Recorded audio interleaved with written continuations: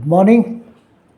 సింగరేణిలో అవినీతిపై విచారణకు సిద్ధమా అంటూ కవిత చెప్పకనే అక్కడ జరిగిన విషయాలన్నీ కూడా చెప్పేసింది.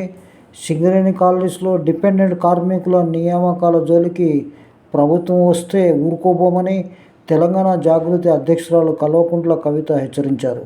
ఆమె ఎందుకు హెచ్చరించింది అంటే, అప్పుడు ఆవిడ కార్మిక నాయకుడిగా ఉండి అందులో పాలు పంచుకొని బీద వాళ్లకు, అదేవిధంగా వాళ్ళ కార్యకర్తలందరికీ కూడా ఉద్యోగాలు ఇప్పించుకున్నాం. అవన్నీ బయటపడుతుందని చెప్పి అది దర్యాప్తు చేయొద్దని చెప్తున్నారు. అదేవిధంగా ముందు ప్రభుత్వం అవినీతిపై విచారణ సిద్ధమా అని సవాల్ విసిరారు. ఆదివారం తెలంగాణ జాగృతి కార్యాలయంలో సేవ్ సింగరేణి రౌండ్ టేబుల్ సమావేశంలో ఆమె మాట్లాడారు. ఉమ్మడి రాష్ట్రంలో సింగరేణి కార్మికులకు జరిగిన నష్టాన్ని పూడ్చేందుకు గత ప్రభుత్వం కొన్ని సడలింపులతో 20,000 కార్మికులకు ఉద్యోగాలు ఇచ్చింది. గత ప్రభుత్వ పాలసీలపై విచారణ ఎలా చేస్తారని ప్రశ్నించారు.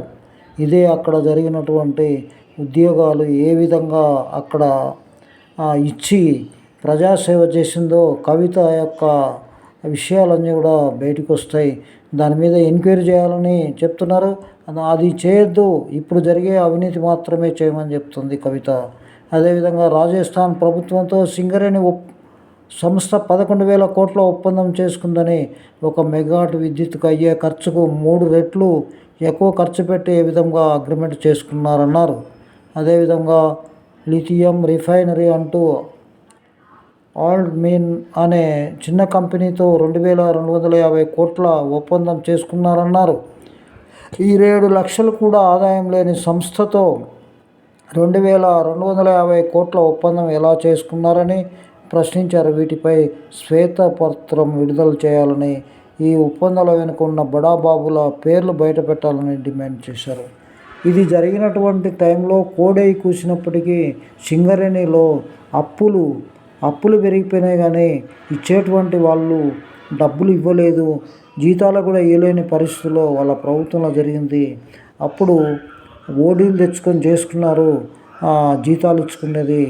సింగరేణి అనేటువంటిది నల్ల బంగారంలాగా చెప్పుకునేటువంటి దాన్ని నిర్వీర్యం చేసినటువంటి, ఒక్కొక్కరు ఒక్కొక్కటి తీసుకొని దాని మీద చేసినటువంటి దాని మీద కూడా తప్పనిసరిగా అధ్యయనం చేయాలని చెప్పి కోరుతా ఉన్నాం. అదేవిధంగా ఈ యొక్క విషయం మీద కూడా ఆ ఉద్యోగాల విషయంలో చాలామంది కోర్టుకు వెళ్ళారు. కోర్టును కూడా మ్యానిపులేట్ చేసేటువంటి అప్పటి అధికార పక్షంలో ఉన్నటువంటి వాళ్ళు చాలా రకాలైనటువంటి దీని అంతకు సింగరేణిలో చేసినటువంటిది ఆమె బండారం కూడా బయటపడుతుంది.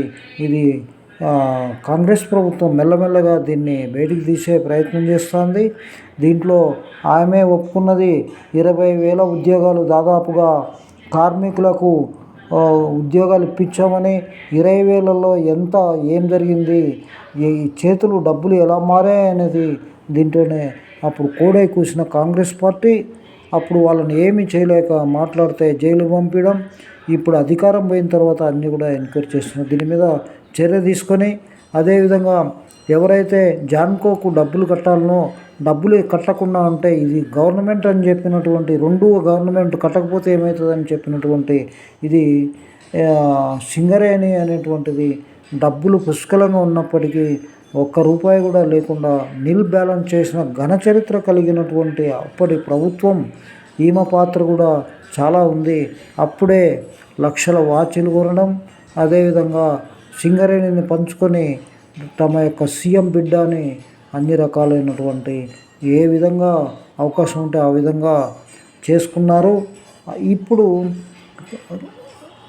ఇప్పుడు చాలామంది వ్యతిరేకించడం జరిగింది, కానీ అప్పుడు ఎవరు వ్యతిరేకించినా అందరినీ కూడా జైలు పంపించడం, పోలీసుల ద్వారా చేయడం జరిగింది. ఇప్పుడు సింగరేణికి ఖచ్చితంగా మంచి రోజులు వచ్చే అవకాశాలు చాలా కష్టంగా ఉన్నాయి. ఎందుకంటే ప్రభుత్వమే చాలా డబ్బులు బాకీ ఉన్నది. ప్రభుత్వం కట్టాలంటే ప్రభుత్వం దగ్గర డబ్బులు లేవు. మళ్ళీ అదే పరిస్థితి ఓల్డ్ టైప్లోనే నడుపుతూ ఉన్నారు.